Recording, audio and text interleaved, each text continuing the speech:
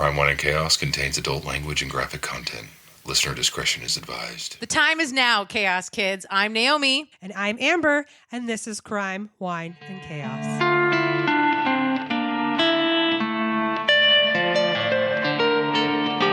Got to do the dance. Yep. Got to do the dance. That's how we get in mode. That's right. Okay, we have an audience this time, and it's even weirder. Hi. Hi. This is really weird. You're fine. This is fine. I know, I'm fine. So are you, sissy. Thanks, sister. How's it going? What's new? Let's see. What's new? I'm getting over this nasty cold. You're always getting over a cold. I know. What is wrong with you? I don't know. I ventured out into the world again, and I shouldn't be around people. Apparently. I think I have a weakened immune system. Oh. Yeah. I don't love that for you. I don't love it for me either, but you know what? We're on the tail end of it. How about you? Oh, I mean, I am still recovering from a week in San Francisco. Ew. It was good. It was really good. We, had a really good showing down at the game conference for the studio, and I'm really proud of us. But man, it was just a lot. Yeah. It was a lot. So this week has been a little bit more chill, and I'm kind of happy about that. I love that for you. Yeah. No couches flying here. So what are you drinking? Oh, thank you for asking. Let's see if I can do this. This is a red blend from Portugal by Casa Santos Lima. Oh, hey, look. Nailed it. Look at you. You totally nailed it. I'm basically bilingual. I think you're more than bilingual. Because Portuguese is totally a different language than Spanish. And I've heard you say Spanish wines as well.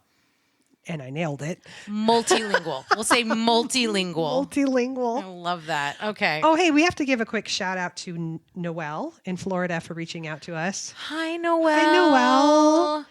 Noelle doesn't feel any type of way about the shade that we throw at Florida. I believe one episode I literally referred to Florida as the limp dick of the United States. Well, it sounds like she agrees, but also we live in the Pacific Northwest where we just grow our own serial killers here. So it's not like we can actually throw too much shade. I'm just saying. We grow them up here and then we send them to Florida. We do send them to Florida. You're welcome. Yeah. You're welcome. Yeah. But thank you, Noelle, for reaching out. Thank you for listening. Anything else before we dive into For the good of the order? Shit hot for the good of the order, sister, always. I mean, there's probably something. I can't think of anything today. This is weird. We're in the same room together. We never do this. I know. We always have a screen between us, and we have It's headphones safer that way. on. It is safer that way. It is safer that way. Which is weird because I've known you your whole life, so this shouldn't feel weird, but it does. I've known you most of your whole life. Most of my whole life. And all of your life. Correct. That is correct. I got nothing. I think you should tell me a horrible crime story. This is really bad. Great. This one came as a listener suggestion from Jennifer B. And it's a local case. Jen B. Jen B. We love Jen B. She's an Uber fan. Jen B. The local cases are extra spooky to me because as they're sort of explaining the area and it's like, God, I've been there. And it just adds Oh, no, I do know. I have a local story in my back pocket that I'm probably going to share with you one of these days. And it's going to be rough. So unless it's this one, and then I'll have to find something else. Well, this one is literally close to home for you in all the ways. So I'm going to tell you about the murder of Arpana Jinaga. Okay. So it's 2008 in Redmond, Washington. Oh. Yeah. Okay. On Education Hill at the Valley View Apartments. Okay. Okay, so let me give you a rundown of the complex because I had to go and look this up just to kind of get a vibe of what we're dealing with here. It's a really small complex. It's a bit older. It has 20 units, 3 floors, and all of the reviews online even now say like it's the least expensive place to live in Redmond. Which is not saying much, but... Right. It is affordable for young professionals that are just getting started. Which is, there's very few of those left in the Redmond area. Correct. So, I mean, it's real basic. There's no amenities. There's nothing. It's just, here's your apartment, right? Yep. So Arpana immigrated to the U.S. from India as a student, and she earned her degree at Rutgers University in New Jersey in computer engineering. Of course she did, because she's 2005. a smarty pants. She's a fucking smarty pants. And then she took a job at EMC in Bellevue. EMC. Export Management Company. Okay. As a software engineer. Okay. Arpana was also in Taekwondo. She rode a motorcycle and was in the Pacific Northwest Motorcycle Club. She's a fucking badass. She volunteered at the animal shelter, and she was a volunteer firefighter. What? She was a fucking badass. Oh my and God. She's 24 years old. Yeah. I want to know her. Oh. I want her to be my friend. Oh, you're giving me that face. You can't ever know her. Oh my God, you're going to make me cry. Yeah. So her dad worked as a professor in India at a technical college, which was how she grew to love the tech world. Mm-hmm. Yeah.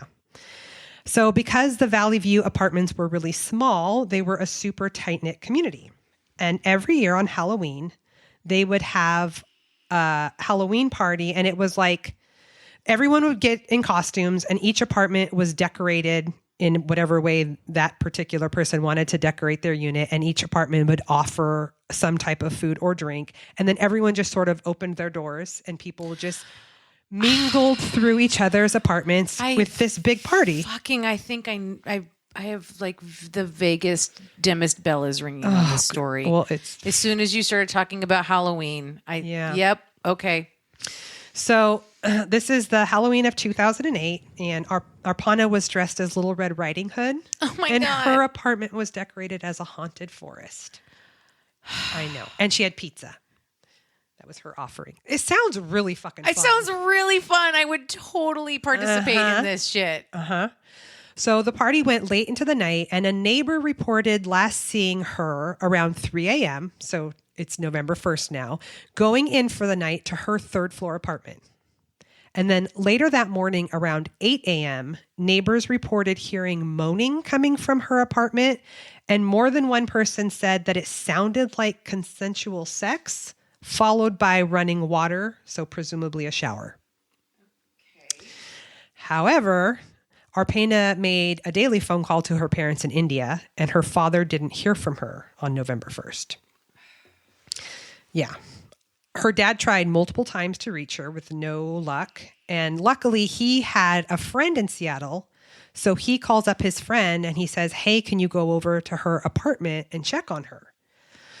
So the friend arrives at the complex and he is heading up to her unit, and he runs into a neighbor that also knows her. And so the neighbor and the friend go into the unit. And this is still the day after Halloween. Correct. Yeah. So right away, they can see that the front door is broken. Oh, no. I know. They go inside the apartment, which takes you right into the living room, and nothing looks odd initially. But when they go into her bedroom, they see Arpana on the floor, naked, and it's real fucking horrific. This is bad. So she had been gagged with duct tape and severely beaten, and her body is covered in some sort of dark fluid, which was later determined to be motor oil. What?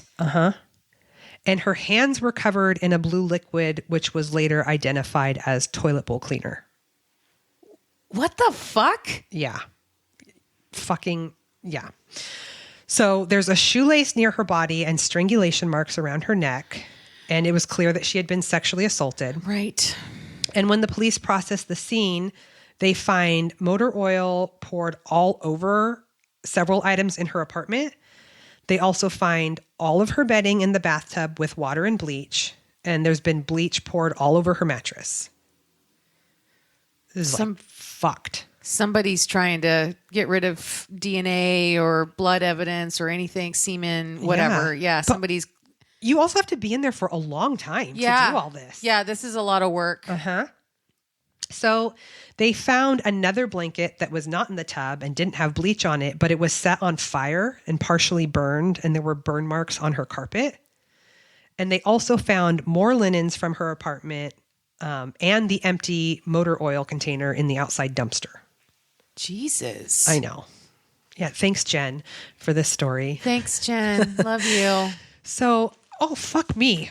First fatal flaw in our setup. Fatal flaw. Noted. Be chill. You got it? So, yeah. Okay. Arpana's dad gets the call at 2 a.m. his time from his friend. Oh, my God. Can you imagine he's all the way in India? That's exactly what I was thinking. Wondering what's going on, waiting for somebody to call and tell him she's okay. He can't do fucking anything. Can't do anything. I can't fucking imagine. I can't.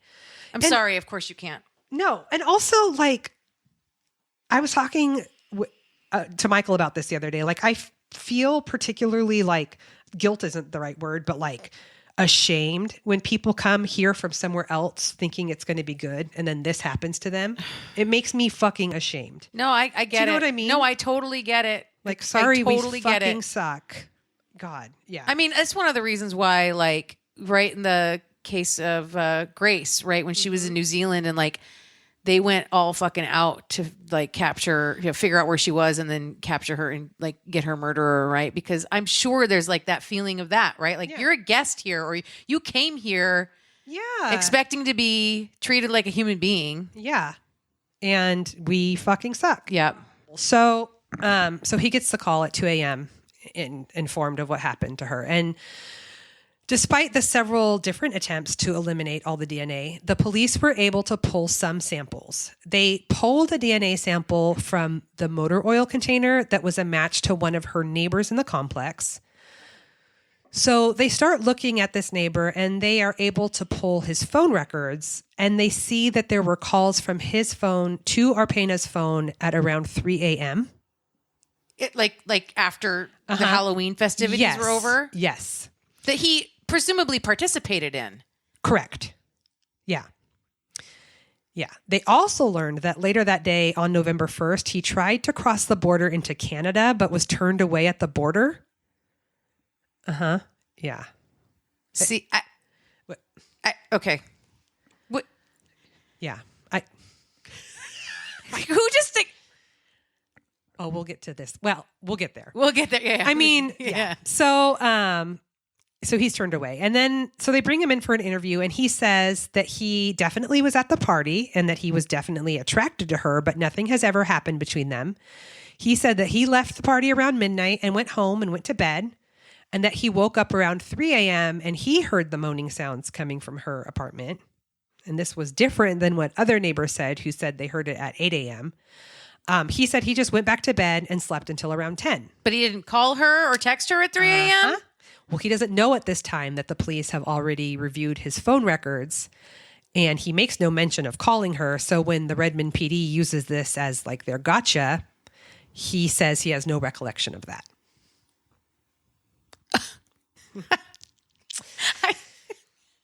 I can't. I know. These guys, every time. I blacked out. I don't recall. I blacked out. I don't recall. I was sleepwalking. Somebody else used my phone. Listen. I can't. Listen. I cannot. I had amnesia for that hour. For that 1 hour. Yeah. So when police tell him that his DNA is on the oil container, he also has no explanation for that. Right. They ask him about trying to go to Canada, and he says he was just taking a drive.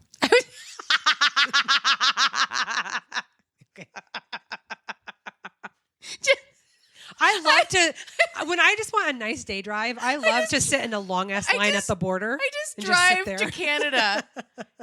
You know, that's like 3 hours. It's not that close. No, it's like a 3-hour drive to the border from Redmond. Yeah. Yeah. That's not a day trip. No, it's not a pretty drive. It's I-5 the whole fucking way. All right. You could take Chuckanut for a minute, but that's like, a fraction of the drive all the way up there and totally out of the way.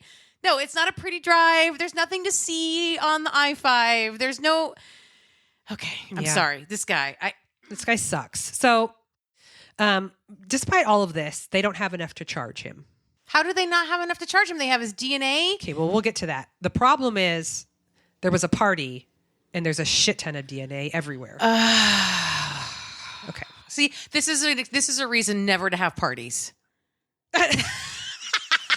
That's one takeaway. Or don't be a fucking douche. Well, I mean, I'm not a douche and you're not a douche, but inevitably a douche shows up at your party. Yeah. Well, especially if it's like this open door, like whole neighborhood scenario. I know. God damn it. It sounds so cool. Like, what a way to ruin, like, probably what was a long-standing tradition and cool vibe. Has never happened again. Never. 2008 was the final installment of that tradition. Okay. Low key, though, when I was researching, this is so fucking terrible. Okay. When I saw the reviews and I was like, oh, it's a cheap place to live. I wonder if that would work for Jade. And I was like, someone was murdered there. And then when I clicked on it, they currently have no vacancies. Oh, well, so somebody's fucking in there. Well, of course they are. I was like, if she just stays clear of the third floor, look, desperate that's times. fine. You have to live where you can afford to live. You know what I'm saying? I do. You know, I mean, there's a reason why in Poltergeist they didn't just leave the house. You know, I mean, all their money was in that house. You can't just leave. I know, or like the Watcher House. Yes. That was devastating. Yes, That was exactly. devastating. People get stuck. Yeah. Oh, man. I'll fucking sleep outside. Okay. So during all of this, her parents, this is so sad, are trying to have her body sent home to India because Arpana and her family are from Hyderabad and they follow the Hindu religion. And in the Hindu religion, a decedent is supposed to stay at home with the family for the first 24 hours after death and then cremated immediately. But because her death was a homicide and her body was evidence, that wasn't happening. Well, what do they do in India if, I mean, they just don't investigate or they just do their autopsies like lickety split and let the bodies go? I don't know, but that's a tough one because I feel for that. That's obviously deeply important to them, but also I totally agree. Yeah, that sucks. So yeah, they're not able to get her home in the time frame so that they can have their burial practices. But after working with several different officials, they're finally able to have her body flown home. And I read in a couple different sources that it was like $7,000 to have her body flown back to India. I guess that's a really expensive thing to do. Why? I don't know. I'd be curious what kind of protocols are in place when that's happening. I mean, it's just cargo, right? Oh my God. I'm sorry, but that's all it is. I don't know if it has to be packed in a specific way. I don't know. Okay. I don't know. So the police test the shoelace for DNA and they get another hit. And they also find the same DNA on the duct tape and on her bathrobe, which was also found in the dumpster. And it's not this guy? Nope. This DNA matches a profile in the system for a guy named Emmanuel Fair. So they bring Emmanuel in for questioning, and Emmanuel didn't live at the complex, but his friend did, and that's how he ended up at the party. Oh. The friend that lived there was someone that Emmanuel had just recently met, and Emmanuel says that around 1 a.m., the party was winding down. He went to Arpana's unit to grab a piece of pizza, then went to his friend's unit in the complex and went to bed. So police also combed through his phone records and they see that he made 22 calls after 1 a.m. 22 calls. And 3 of those calls were made to a woman, not Arpana, in the complex that he met that night and got her number. He also says that he has no recollection of making any phone calls. What is going on? Are they all in some sort of memory hole in that apartment complex? That complex is the vortex. It sucks your memory. That's why it's so cheap. You remember nothing. I mean, no amenities. Your memory is an amenity. Okay? You don't get that here. That's right. No. No swimming pool, no memory. No Sorry. memories. Sorry. So, bye. But when they talk to this woman, they learn that all of the calls, like she got voicemails and they all sounded like butt dials. So he says that his phone was on the bed and he believes that he was like rolling around on his phone in his sleep making butt dial calls. Okay. I mean, maybe. So despite all this, October of 2009, nearly a year after her death, police believe they have enough evidence to arrest Emmanuel Fair. Oh. Still no arrest for the neighbor. So now they're running with a theory that they might have been in on it together. Yeah. And maybe they can offer Emmanuel a deal if he spills the tea on the other guy. Right. This is where it gets even more upsetting. Okay. So I was not upset enough. It gets worse. Could you make me more upset, please? Well, I'm about to go. You know how I get soapboxy with things like this. It's about to go. I'm mad at Jennifer B for giving me this story. Jen, we love you. We're so fucking mad. I'm going to have some. She better fucking show me her coin or whatever. Oh my God. You can edit that. I don't know. She needs to do something. I don't know what the rule is. She's got to buy you a glass of wine at least. Fuck her, man. Ugh. So Emmanuel is booked into King County Jail and his bail is set at $5 million. Whoa. That is big mamma jamma bail. Yeah. So what ends up happening, this is so fucking horrific. So he obviously can't afford that. Right. So in pretrial motions filed by his attorneys, basically they alleged that Emmanuel was a black man and had been treated very differently from the neighbor who was not. Oh.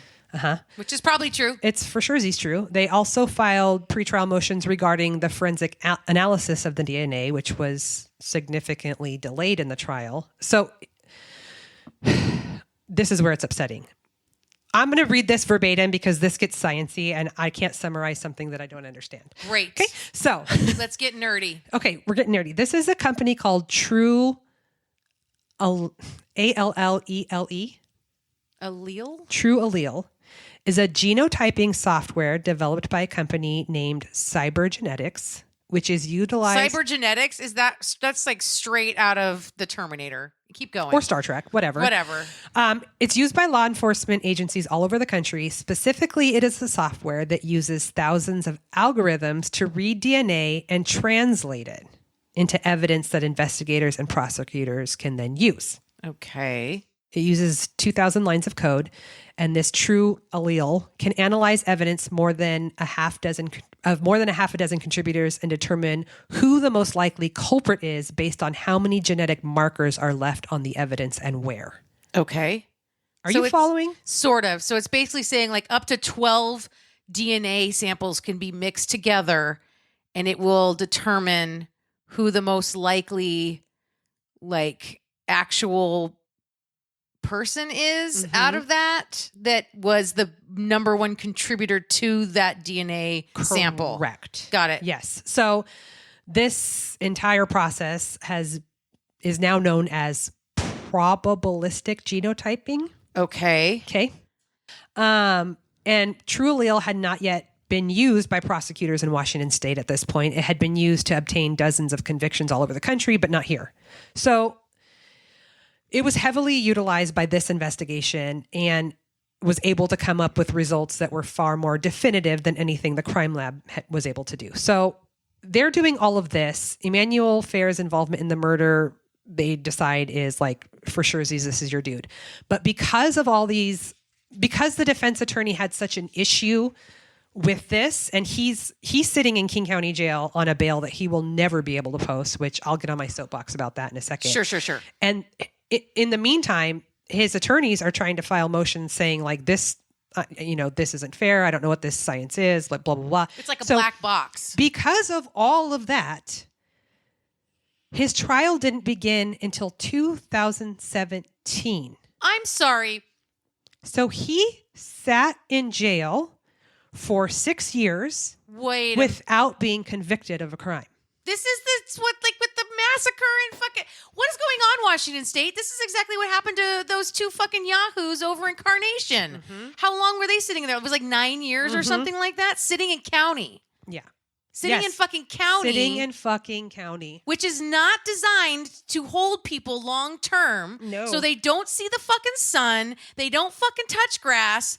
They are in a fucking holding cell that entire fucking time. Yes. Also, the point of jail is like you being out is dangerous to us, not you can't afford to be out. That is fucking bullshit. If he had 5 million, we would be safe if he was out. Right. Like, that's not how it. Okay. I hate everything. So anyway, he sits in there. It finally goes to fucking trial in 2017. Jesus Christ. At his first trial. I'm sorry. First trial? Yeah. Oh, here we go. At his first trial. So the neighbor was given immunity. Neighbor was given immunity? In exchange for testifying. And then when he got on the stand, he said that he was going to plead the fifth. What? So the first trial. Why? What? What is happening right now? Some shady bullshittery is what's happening. So these two were in on it together? My personal opinion is that it was just the neighbor. Yeah. Not this guy at all. Because, so the first trial resulted in a hung jury mistrial. So then he's tried again in 2019. So 2 more years in King County Jail. Fuck me, man. And in 2019, he was found not guilty. And as of January 2023, Emmanuel Fair has filed lawsuits against King County, the city of Redmond, the Redmond Police Department, and the detective coats of the Redmond PD. Fuck yeah, he has. And The neighbor still walks free, a fucking murderer. allegedly, which is why I didn't include his name in here, even though it was in several All of the articles and stuff. Yes. And her case is still unsolved. No. Yeah. And I don't know what kind of immunity they gave him. I don't know if they can. I don't know. I just think. Usually that kind of immunity does not hold if you don't comply with the deal. I know. Well, he fucking didn't. And it was a mistrial. And I don't know. It's hard because there were so many people in her apartment. There's a shit ton of DNA everywhere.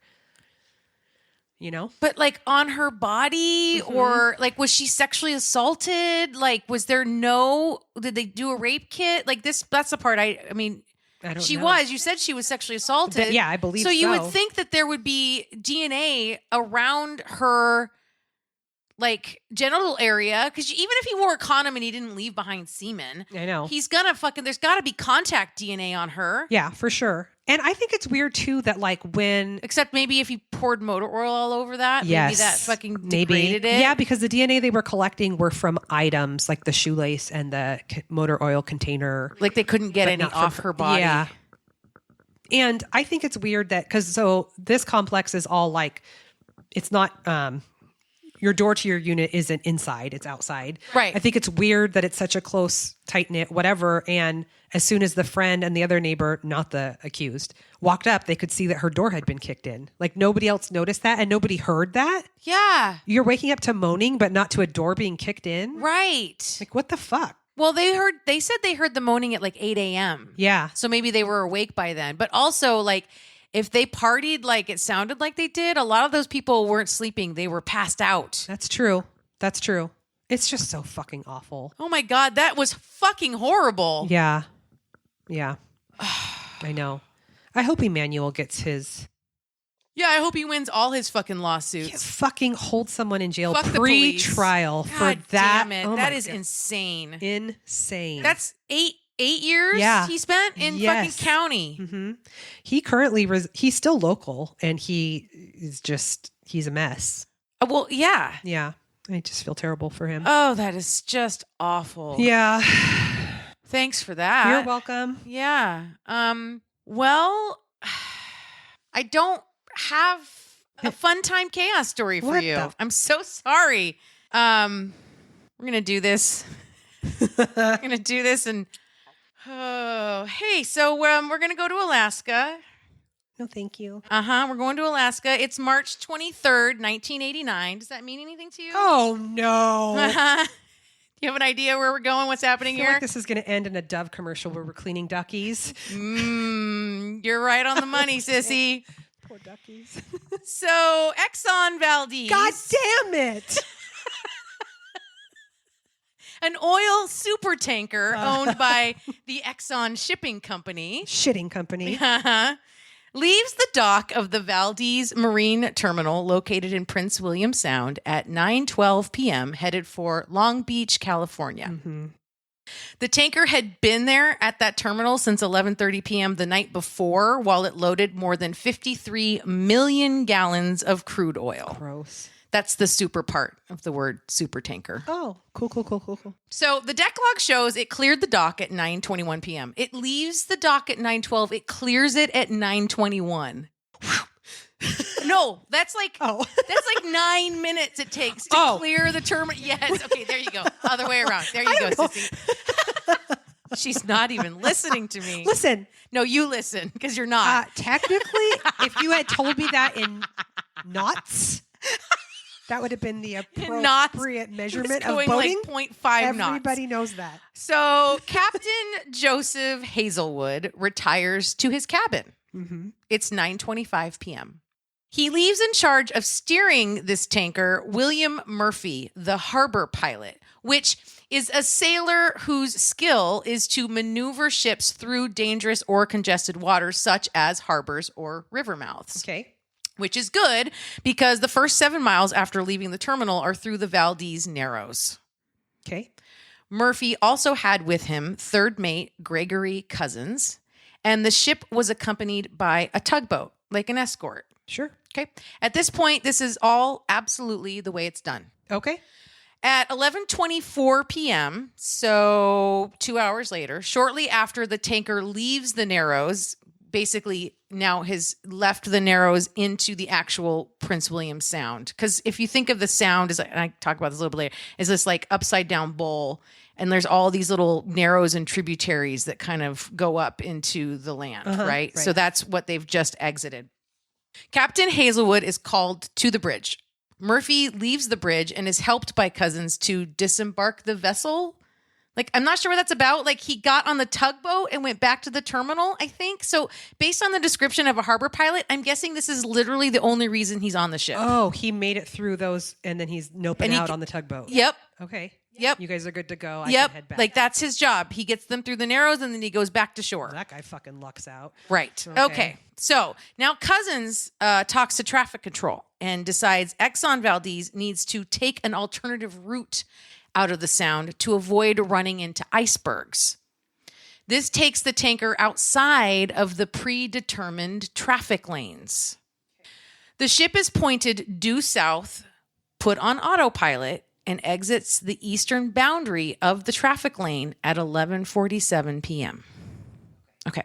At this point, Cousins had been on duty for 6 hours, and he was supposed to swap out with the second mate, Lloyd LeCain Jr. But LeCain had already worked very long hours, and Cousins wanted to do him a solid and let him keep sleeping. That's nice. Which means that Cousins was on duty most of the night by himself. I could find nothing to indicate when the captain left the bridge after coming up, when Murphy left, but apparently he did, and he went back to his cabin. So it's just Cousins up there. Is it supposed to be just one person up there? We'll get there. Okay. All right. Now we get into some marine terms and directional shit so you can get the picture here. Okay. So like we talked about, Prince William Sound is shaped like a giant bowl upside down. Okay. Right? Yeah. The top of the bowl opening into the Gulf of Alaska. Okay. Which is the body of water that is on the south side of Alaska and to the west of Canada, where Alaska, you know how it kind of juts out and then it kind of has that hook shape, right? So it's facing into that curved like hook, like neck to the east of the hook shape, right? Like closer to Canada. Okay. Now, Exxon Valdez is traveling straight south towards the Gulf, but outside the normal traffic lanes, more towards the east side of that bowl. Okay. If you picture standing on the deck of this tanker, that means Canada is on the left. Also on the left is Bligh Reef, sometimes known as Bligh Island Reef, and it sits off the coast of Bligh Island in the Sound. Okay. This whole area of the island and the reef is still well within the Sound, just south of the opening into the Valdez Narrows, right? So we're still way up inside the bowl of this Sound. Okay, are we all situated? Yeah. Okay. Around midnight, going into March 24th, about 2.5 hours after the tanker left the terminal, Cousins begins to maneuver back into the traffic lane. So that means he's steering back towards the west, towards the center of the Sound. At the same time, the lookout reports that the Bligh Reef light, which to be clear is not a lighthouse, but it looks to be like an anchored buoy with a light on top of it. So right? people can see where the reef is. Sure. He says it's 45 degrees off the starboard bow. Starboard means right. Why can't they just use regular words? Because it's shipping, which doesn't make any sense since Bligh Reef should be on the port side. Port means left.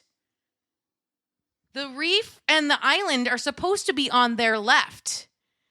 And the lookout is seeing the light for the reef on their right. What has happened?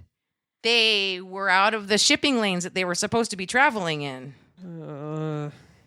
Okay, so are you getting this? Is this making sense? Yes. Okay. I mean, as much as it can for a non. Without like a diagram and like a laser pointer. Okay. I expect a full PowerPoint when we're done. You got it. But keep going. Cousins orders a course change since the tanker was clearly in danger and they were not where they thought they were, nor where they should be. Okay, so you had mentioned earlier something that sounded akin to like air traffic control only for boats. So where are these people that are like, hey, where are you going? I don't know. Okay. They're not involved in this part of the story. Shit. There's one guy who's tired And then And some that's it. lookout and a lookout. Apparently, I don't. Okay. Fuck. That doesn't sound like So very. they're going south. The reef and the island should be on their left. Yeah. But the light that tells them where the reef is on their right now. Shit. Okay. Cousin calls up Captain Hazelwood, and they were mid-conversation when at 12:04 a.m., the tanker went on a bumpy ride with 6 very sharp jolts, and Exxon Valdez ran aground in the reef. Uh-oh. This super tanker ended up perched on its middle on a jagged piece of rock, and 8 out of 11 of its cargo holds were punctured. Uh-huh. Captain Hazelwood spent a good half hour to 45 minutes after running aground trying to dislodge the ship under its own power. Wait, what? I'm sorry. What? Yeah. He's down there like the Hulk, thinking he's just going to give No, it a I think pushy he went up. push? He finally went up to the bridge, Oh. and he was like running the engines, trying to like we're gonna get it off the reef. Like it's your car high centered on a curb. Exactly like that. Exactly like that. I don't think so, Captain. Go back to sleep. Yeah, exactly like that. Oh my God. Mm-hmm. Dumbass. Mm-hmm. Cool. And his first mate, James Kunkel, tried to explain to him that the ship was not structurally sound without the reef supporting it now. Well, yeah, because it's all scraped to shit on the bottom, right? Not just scraped to shit. It's all It's all punctured. It's full of holes. It's best to just stay put. Needless to say, he didn't succeed. Okay. And the captain finally radioed the Coast Guard. Now that I've and spilled oil everywhere, I think I'll call for help. Yes. Yes. Cool. That's exactly Cool, right. cool. That's exactly right. Fuck. You got it, sis. That's exactly how that went down. God. Mm-hmm. Over the next 3 hours and 15 minutes, almost 6 million gallons of oil would drain from the ship. God. And when all was said and done, almost 11 million gallons of crude oil would be dumped into Prince William Sound and affect 1,300 miles of coastline. Jesus Christ. 200 of those miles being moderately to heavily affected. Yeah. 200 miles of coastline. Jesus Christ. That's like a little less than the entire state of Washington. Yes, of Washington. That's right. Yeah. On March 24th, a private company came in with a helicopter to dump a chemical dispersant, but the helicopter missed the target area. What is with these people? What is with these pilots and people that are in charge of machines? I don't even understand. Whoops a daisy. Like, how do you miss the target? It is 1,300 miles long. How do you... What? The same way that these guys had the island on the right instead of the left. I don't fucking know. I don't know what's going on. Wow. A lot of the locals and fishing groups and conservation orgs were dubious of this chemical approach, questioning why other alternatives weren't tried first. There were concerns about the side effects of this dispersant on people and animals and the habitat. Studies of the main ingredient in that dispersant didn't find it to be carcinogenic, but who the fuck really knows, right? Like, who decided that? You know, who did the study? The people who made the chemical? Right? Listen, Okay. I love that they're dumping chemicals on a chemical to to alleviate the chemicals in the ocean. You know what? You know what? This needs a little turpentine. This needs 60 million gallons of turpentine. Clear it right up.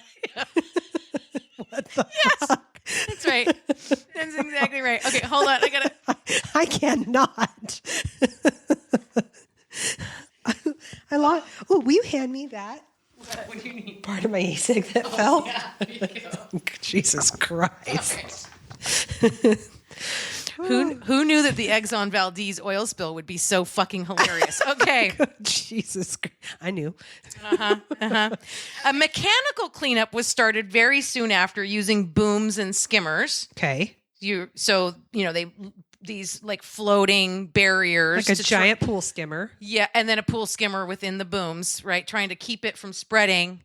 That sounds safer than a helicopter. With But the chemicals. skimmers weren't really readily available in those first 24 hours following the spill, so it was less effective than it could have been. And thick oil and kelp kept clogging the equipment. Oh my God. The aftermath in terms of the geography itself isn't really over. The cleanup effort was pretty ineffectual, failing to contain the majority of the spill. All told, it's estimated that maybe 10% of those nearly 11 million gallons of oil were actually removed. Oh, God. Prince William Sound is filled with tons of rocky coves where the oil collected, so a decision was made to displace it with high-pressure hot water. But... It's, what cleans up oil? Water. Literally said no one ever. But that process also displaced and destroyed microbial populations, many of those being the basis of the coastal marine food chain, like plankton, and others, like certain bacteria and fungi, have the natural ability to facilitate biodegradation of oil. Okay, why did they think hot water, though? I don't understand. Sister, I just report. I don't... Jeez. I don't have answers for you. I don't clean up oil spills. What do I know? I feel like you could have done a better job. I might have. I feel like more than 10% would have been cleaned up if you were in charge. Truly. I mean, you know what? We just needed some bounty quicker picker uppers. I got this. One sheet. The whole mess. The whole mess. Yep.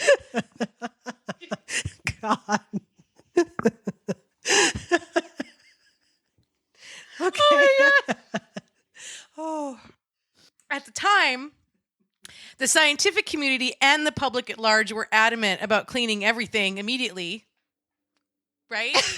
And then there's another group that wasn't. Like, yeah, we want to but leave since it. there's been a lot learned about the natural and human facilitated cleanup process in such cases, but since then, there's been a lot learned about the natural and human facilitated cleanup process in such cases, much of that new understanding coming from this very disaster. This is how we learn, right? This is how we learn. Thanks, Exxon Valdez.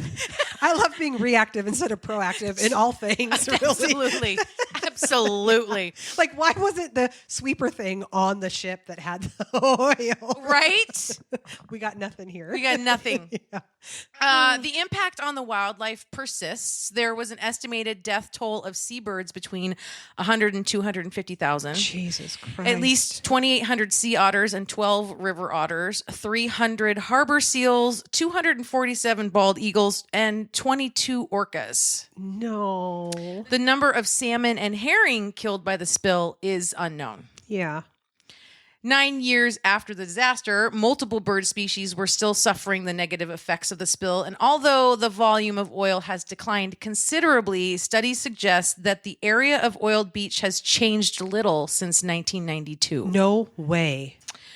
A study by the National Marine Fisheries Services, NOAA, in Juneau found that by 2001, approximately 90 tons of oil remained on beaches in Prince William Sound in the sandy soil of the contaminated shoreline, Ew. with annual loss rates declining from 68% per year prior to 1992 to 4% per year after 2001.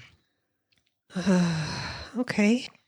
The remaining oil, lasting far longer than anticipated, has resulted in more long-term losses of species than had been expected. Laboratory experiments found that the levels of one of the crude oil chemicals, I didn't actually write it down because the specific chemical was a really long word, and this is not a science podcast. Anyway. Did you hear my DNA? Yeah, I know. I wasn't going to do that. So anyway, that chemical was still toxic for salmon and herring eggs. So it's affecting the ability of the salmon and the herring to come back. Species as diverse as sea otters, harlequin ducks, and orcas suffered immediate and long-term losses. Oiled mussel beds and other tidal shoreline habitats may take up to 30 years to recover. Fuck. This is my favorite part of the story so far, though. Here we go.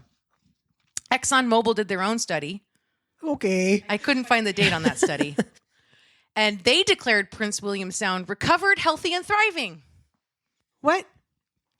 Sir, you can't even drive a boat. You're not an environmentalist. You couldn't even get the boat. The island was on the wrong side. You don't get a weigh in on what's thriving. You're not thriving. This is the big oil version of the cops investigated themselves and found themselves innocent of any wrongdoing. Sure. Right? Yep. Looks good to me. Mm-hmm. So, what of Exxon and its employees on board the supertanker? Well, obviously, many investigations ensued from all angles. It was determined that multiple factors contributed to this disaster. Okay. Here we go. I have them as a bulleted list. In order of most severe? I don't know Okay. about that. Okay. Exxon Shipping failed to supervise its captain and provide a rested and sufficient crew for Exxon Valdez. In fact, the NTSB found this was a widespread practice throughout the industry. No. Hmm. Wow.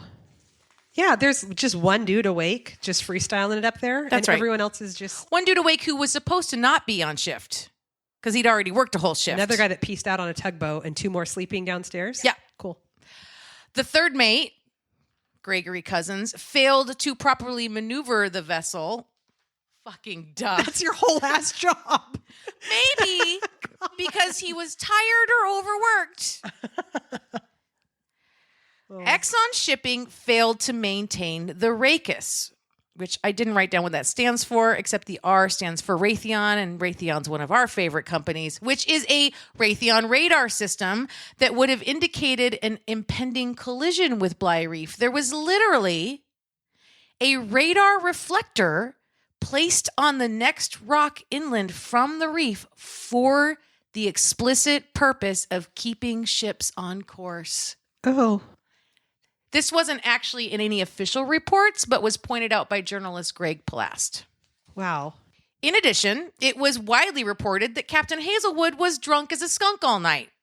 Okay. Was it Hazelwood or Cousins that was up when this happened? Cousins. Captain was in his cabin. Hazelwood was drunk. drunk.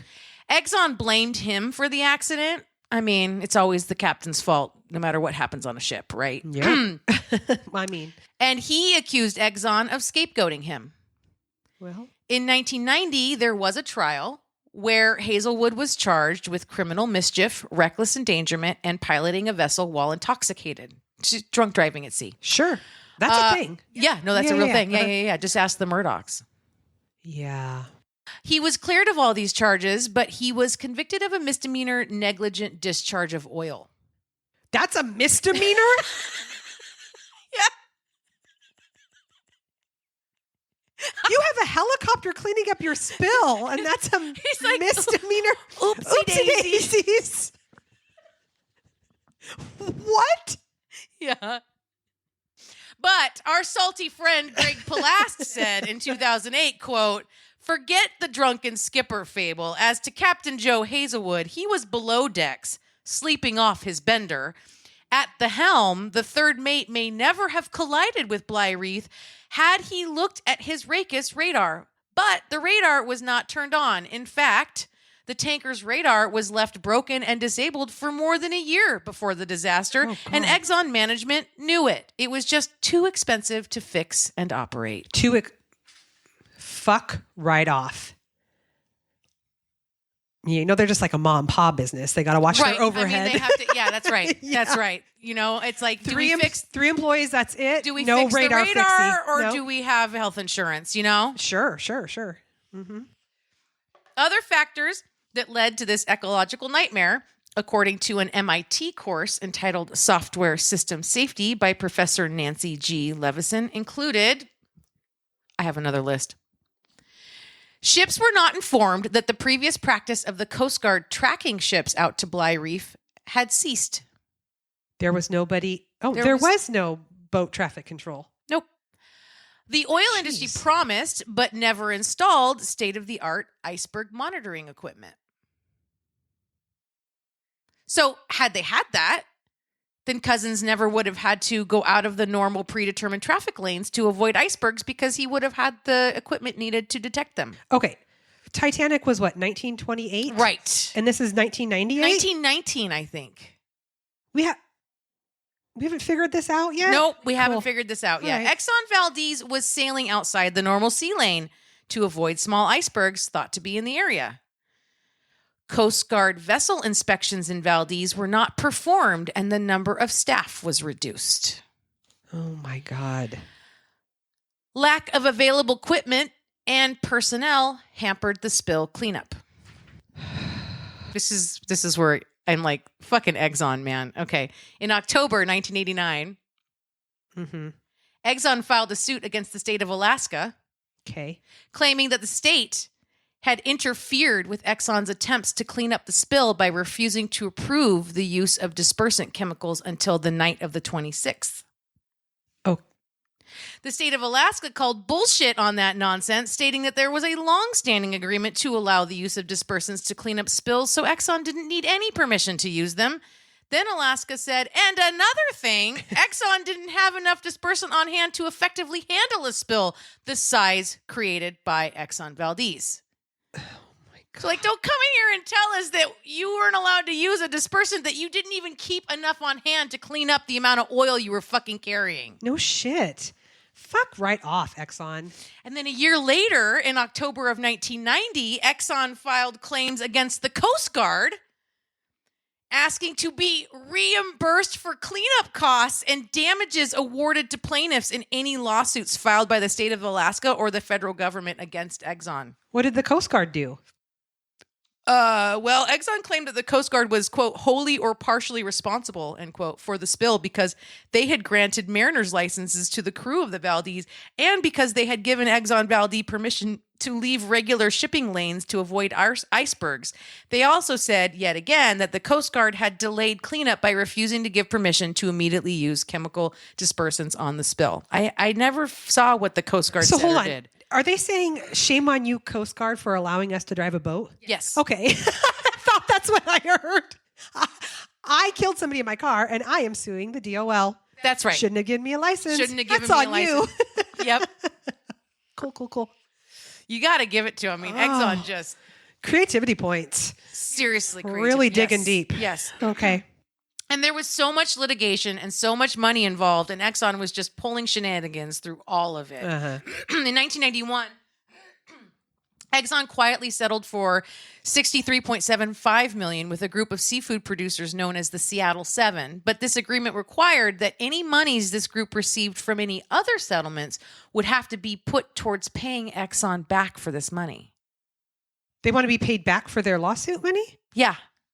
So if they win money in another lawsuit, like in a class action, for example, they have to pay Exxon back for the settlement that they gave them. Exxon versus Baker was basically a class action suit that eventually came down to a settlement reward of $787 million. But Exxon had already covered its ass by obtaining a $4.8 billion credit from JP Morgan, thereby creating the first modern credit default swap. And this gave Exxon the ability to not hold as much of their money in reserve should the settlement come out to the full $5 billion that was being asked for. I fucking hate everything, right? You know what would have been cheaper than that? 2 more employees on that fucking ship. And like fixing the rake. Sure. Yeah, maybe that big net scoopy thing for spills. Yeah. Right. Oh my God. The appeals on this lawsuit went up through all the courts to the Supreme Court, being reduced along the way until the Supreme Court set it back to the lower court and told them the damages were excessive with respect to maritime common law. Exxon's actions were deemed, quote, worse than negligent, but less than malicious, end quote. And so the amount was finally settled at $507.5 million plus the 200 and whatever million for the actual damages. That was the punitive. And in the end, Exxon recovered a significant portion of their cleanup and legal expenses through insurance claims. God damn it. As of December 15th, 2009, Exxon had paid the entire $507.5 million in punitive damages, including lawsuit costs plus interest, which were further distributed to thousands of plaintiffs. That's 1/10 of the original punitive damages. Exxon remained hugely profitable, obviously. The process of payment was drawn out over decades, and long-term damage control continues and is not funded by Exxon. What the fuck? On March 24th, 2014, the 25th anniversary of the spill, NOAA scientists reported that some species seem to have recovered, with the sea otter the latest to return to pre-spill numbers. It took 25 years for the sea otters to return to normal numbers. They're mean little fuckers, though. That's true. But still sad. Yeah. Scientists who have monitored the spill area for the last 25 years report that concern remains for one of the 2 pods of local orcas, with fears that one pod may eventually die out. Federal scientists estimate that between 16,000 and 21,000 gallons of oil remains on beaches in Prince William Sound and up to 450 miles away. Some of the oil does not appear to have biodegraded at all. A USGS scientist who analyzes the remaining oil along the coastline says that it still sits among the rocks and between tide marks. Quote, the oil mixes with seawater and forms an emulsion. Left out, the surface crusts over, but the inside still has the consistency of mayonnaise or mousse. Gross. That's fucking gross. And that is the Exxon Valdez oil spill. Thanks for that. It's the second largest spill in the U.S. waters after Deepwater Horizon in 2010. Jeez, that was fucking terrible. Thanks. You're so welcome, sister. God damn it. It's one of those things too where it was like, I thought I knew about it because I was old enough to like, you remember, it was on the news. It was like, you couldn't get away from it. It was like the biggest news for like the longest time, was just this constant, right? And that was when you'd see fucking, these sad fucking video on the nightly news of like birds like covered in oil, and we're cleaning them with Dawn dish soap and shit, right? So sad. Yeah, awful. Yeah. Well, I didn't know all that. I mean, I knew what it was and I knew that it existed and I knew that it was bad, but I didn't know. That's real bad. It's real bad. It's real fucking bad. It's real fucking bad. So. Fuck. Thanks, I guess. Mm-hmm. I don't know how to pivot out of that. Follow us on all the things. I mean, yeah, we got the IG yeah. and the FB and the Twits. The twits and the twats and the whatnots. the tweets on the Tweedledee. You can follow us there. You can follow me on Twitter at Miss Nomers. Amber's got a band. She's in a band. She's a fucking rock star. She tinfoil top hat. They're also on all the things, all the streams, and all of the places. So go there. Oh, also, if you like us, show us. If you just like us, show us how much you like us. Go to your podcast streaming app and fucking give us a 5-star. If you're listening on an Apple device, go to Apple Podcasts, please. Yeah. Give us a 5-star. I mean, 4 is fine if you have to, but give us a rating. 4 is fine. Give us a rating. If it's a 4, put Naomi's name on it. Write a review. Tell people to listen to us. Please listen to us. And look, if you need to talk to us, you can send us email. You can send hate mail to me. You can send love letters to Amber, but they all have to go to the same place. It's at crimewineandchaos@gmail.com. We love getting mail, so please send it to us. And we do respond. We absolutely respond. Mm-hmm. Thanks for being here and listening to my bummer story. That sucked. Yeah, thanks for that. Yeah, you're welcome. I love you. And love you. That was really fucking chaotic. Bye.